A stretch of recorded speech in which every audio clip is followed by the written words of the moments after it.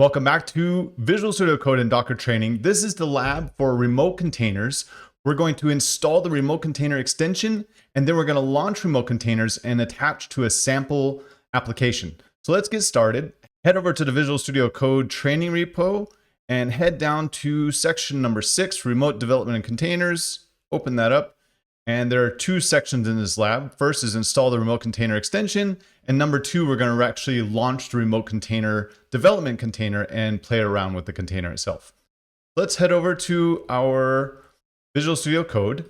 And again, so head over to the marketplace, click on the marketplace, which looks like the container icons here, open it up and just type remote.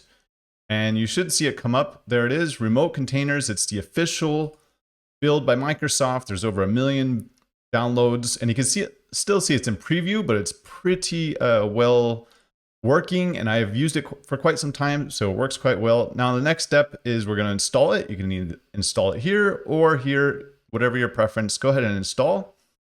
And now it is installed, and we have a new icon here, the Remote Explorer. And what we can do is just quickly hit the Explorer. And you can see, we can see all of our containers in here, and I can quickly just right click on one and attach to container. And that basically brings Visual Studio Code into that container, which is quite cool, but we're actually gonna go back to our project, close this here, and we're gonna launch a sample container. So type remote container and try sample. So here you go, try sample. And it's gonna ask us what kind of sample do we wanna use? And we're gonna continue on with Python. Now it's relaunching Visual Studio Code. It's building everything, and Visual Studio Code is attaching to the shell of this container, which is really quite cool. Now you see it's starting the development container, installing the server inside the container. There's a lot of things happening in the back end, and installing extensions. So it's pulling all these extensions also into the container. And let's see, it is getting closer to being finished.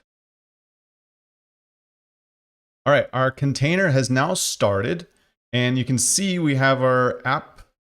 We have all sorts of stuff running inside here, and this is actually inside the container. So you can see here, I can go into the debug console, I could do terminal. So this is actually inside the container. Our Visual Studio Code is actually running in the container. I can make an error here in our little demo application. Here's the debug command, so I can run debug. And you can say, oh no, I just broke our application. Let me fix it again and save it and run it again. Okay, it's all fixed and running again. Next up, you can see that there's all sorts of, it's the actual entire demo applications installed here. And now remote containers, I can, again, Command Shift P, type remote containers, and I can open a folder from my local machine into the container. So go ahead and choose open folder in container. And this is actually exploring my local machine here. So you can see I can go to desktop and I'll do the VS Code training. Okay.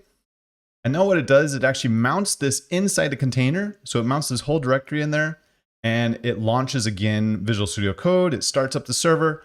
And then within the container, I can see this folder in the container. So there you go. This entire folder is now inside the container. How cool is that?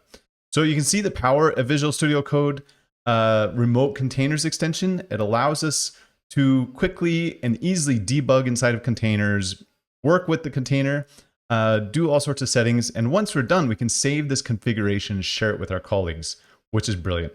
So that is the lab for remote containers. We were able to install the extension. We deployed a sample application. You can see we can run debug. The Visual Studio Code works as if we're just outside of our machine. We're actually inside the container with Visual Studio Code. Our entire environment is along with us. We ran debug quickly to see, hey, yes, I can break the application. I can fix it. I can debug within the application. I also mounted a folder inside the container as well.